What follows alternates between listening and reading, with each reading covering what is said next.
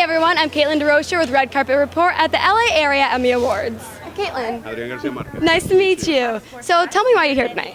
Well, tonight I'm presenting, and just, an honor to be part of this great event.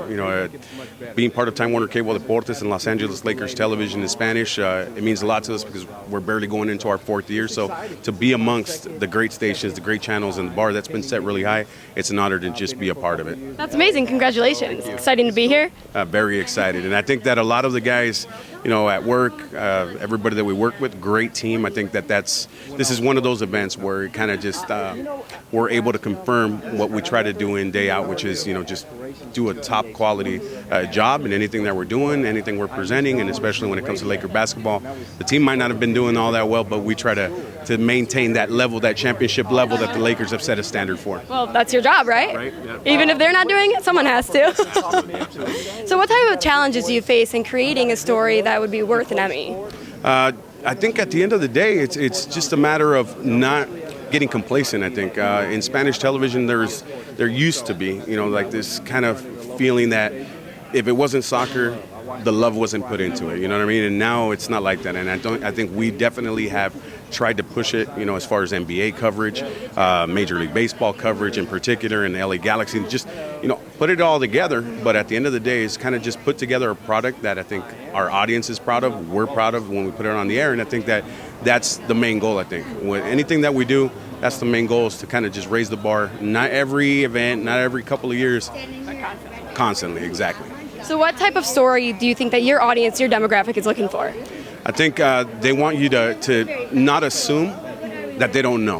In other words, if you're going to talk about Kobe, for example, give them Kobe. Don't say, hey, Kobe, he's that guy that wears 24, that works for the Lakers. No.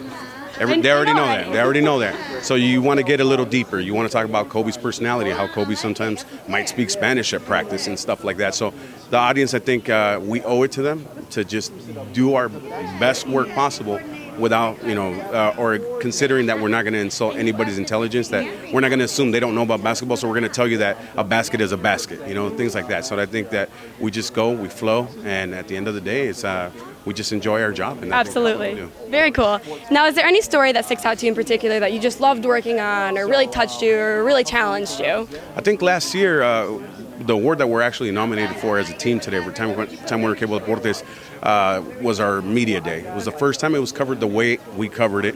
And then that day, like Kobe, just speaking of Kobe Bryant or Steve Nash, they did the interviews with us in Spanish. Oh, okay. So that kind of tells you how important or what they believe as far as our market. That it's important enough for them to master the language or try to master it, or well enough for them to do the full interview in Spanish. This was the first time that Kobe Bryant had ever done an interview in Spanish, and we did it full that way. And I think that just the whole idea of not just putting it together like, hey guys, here's the Lakers and here's media day. We went deep, we told stories, and we got those guys doing those interviews. So I think we were all very, very proud of that afternoon where we were able to do something a little bit different than has been done in the past. That's great. That's great. Now, sports reporting is kind of hard to get into. It's along the lines of entertainment and sports. So many people want to be that kind of reporter. What makes you stand out as a sports reporter? I tried to just be myself, and then, there's a lot of influences, and I'm going to name them. I grew up a Southern California kid, born and raised in San Diego, so I had the Chick Hearns, and I had Jerry Coleman doing radio for the Padres, but I also had Perro Bermudez on Channel 12 on the other side of the border there with Mexican soccer. So for me, I think it's just bring energy. The audience likes the energy. The audience likes for you to just be as excited, or at least convey what they might be feeling at home.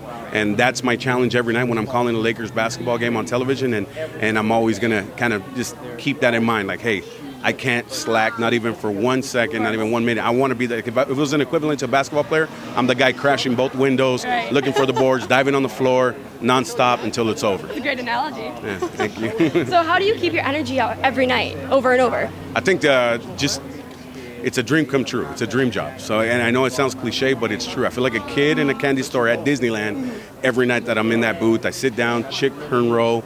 And it's just incredible to me that I'm even there. I sometimes pinch myself. So I think that's enough as far as motivation. Just be there, be part of the Lakers organization. And so I think I'm expected to bring championship level, even though the team might not be giving you that championship level right now. But, it's always the goal for all of us. Great. Well, congratulations. And thank you so much for talking to me. Appreciate it. Have a great night. Thanks for watching. If you like this video, hit the thumbs up and subscribe. And leave me a comment on who your favorite reporter was.